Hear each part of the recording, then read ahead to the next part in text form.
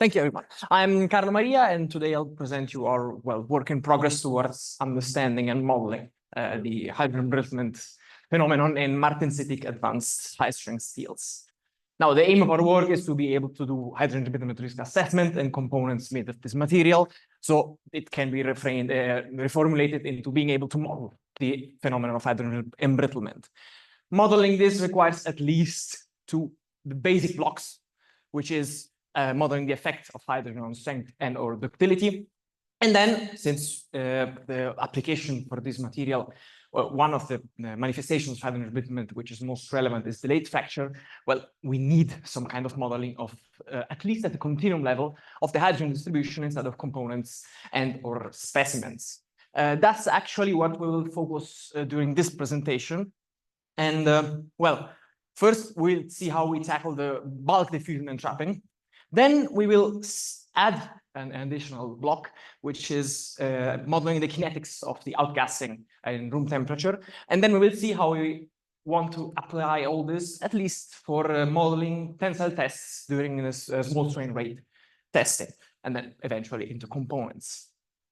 So our material is the highest commercial grade of those Martensitic advanced high-strength steels. Microstructure is usually defined as matrix of martensite with some ions of ferrite. Here we can see, as we can see in the optical micrograph on the left, and on the right we have an STM observation where we can see the quite fine microstructural features of the martensite. How do we tackle the diffusion problem? Well, we did two experimental tests, a set of permeation testing using multi-step and multi-temperature. So we use a standard Devanatan-Stachowski double shell, and we increase and step down with our cathodic charging in order to see how the material reacts at different hydrogen concentration levels. And then we repeat this at another temperature. Then we did a campaign of temperature desorption spectroscopy, which I don't need to explain to this audience. This was actually done during my almost 6-month stay at Ghent University. And we analyzed both tests using Oriani's model. That's the first start. This model allows for the modeling of trapping and diffusion. It has basically two important free parameters, which are the trap binding energy and the trap density. How do we apply this? Well, we compare the experimental results of both tests with predictions from the model. So we define some kind of error function, which measures the distance between those two. And then we study how this function behaves in the parameter space. We see if it has a minimum, how this minimum is shaped. So our permeation test, well, the results briefly explain them. We can see, as expected, that with higher hydrogen concentration, we have a higher apparent hydrogen diffusivity, which is indication that there's some non-saturated but not infinitely diluted traps active. And then with higher temperature, we have a higher apparent diffusivity, as expected.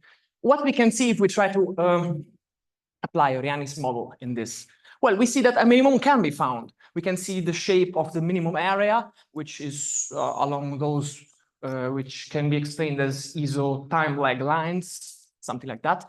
But if we use that model to predict or reproduce our experimental data, we can see there's quite some nice agreement. There's some errors here and there, but they are randomly distributed, which means that probably this error is just experimental dispersion, not some physics we are missing. That's an assumption. TDS, we did permeation, we did TDS at different speeds. If we do the standard Chorley plot, we obtain an energy which is the trapping energy, which is quite similar to the energy, to the binding energy which was obtained before, considering the difference between the two. But again, for this, we do the same thing, Oriani's model. As input in the model, we use the measured temperature ramp during each test. And also we include the time where the specimen was moved out of the charging cell into the apparatus. And here we can see that the minimum is a little bit more distributed. This is due to the error function, which can be defined better. But we can see a line in the EB against log n plot, where our TDS tests are nicely reproduced. There is quite some difference in the shape of the curves between up and down, but it's not so top left and bottom right, but it's not so easy to distinguish them with by looking at the error function. But if we take the parameters we've obtained from permeation tests, we see that the curve's reproduction is quite nice. Those oscillations are due to some temperature oscillations, which the model tends to overvalue. But I mean, we can be quite happy with the agreement. This can be further underscored if we superimpose the maps of the error function, both TDS and permeation tests, which are in quite good agreement. So at least what we can say, well, this model seems to be sufficient to reproduce the behavior of the material in this temperature range for the permeation and in this with this geometry for the TDS test. So we can try to use it. How do you use it? Well, we want to understand or model the kinetics of room temperature outgassing. At this aim, we manufacture specimens with this shape. The specimen is sharp, then it's well cleaned and everything. The two pieces can be separated manually, and then one piece is immediately measured in hot extraction.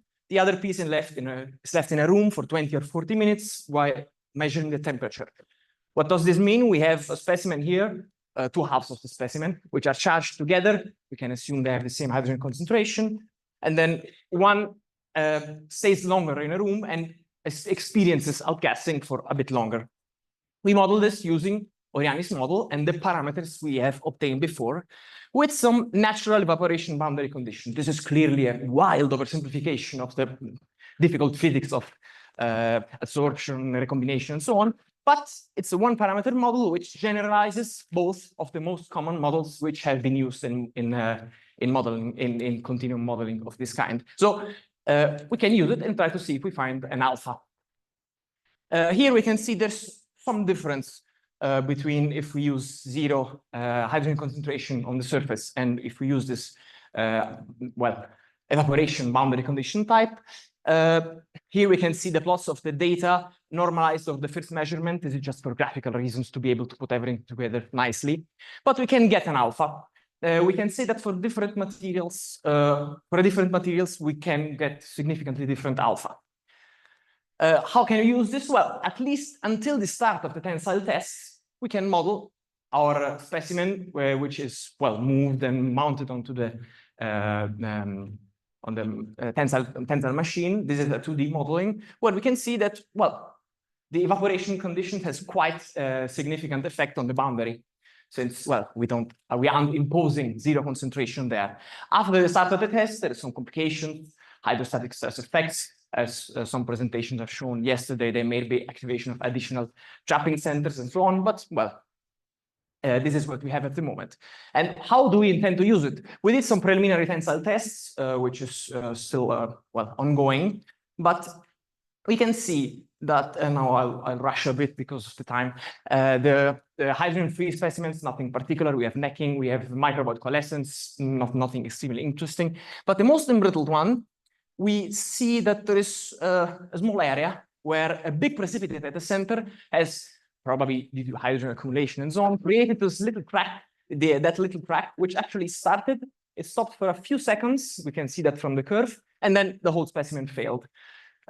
Which means, well, our continuum model can help us at least to have an estimation of what hydrogen is around that area. Then we can try to improve it by overcoming the uniformity assumption or doing some submodeling there in order to understand the speed of that.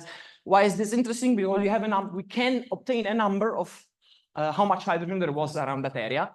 And okay, this I will skip.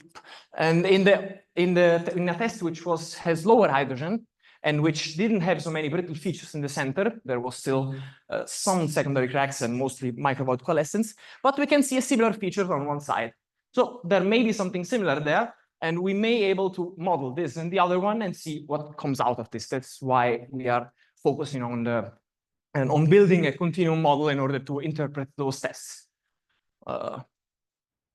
Yeah, I think I'm finished. Thank you.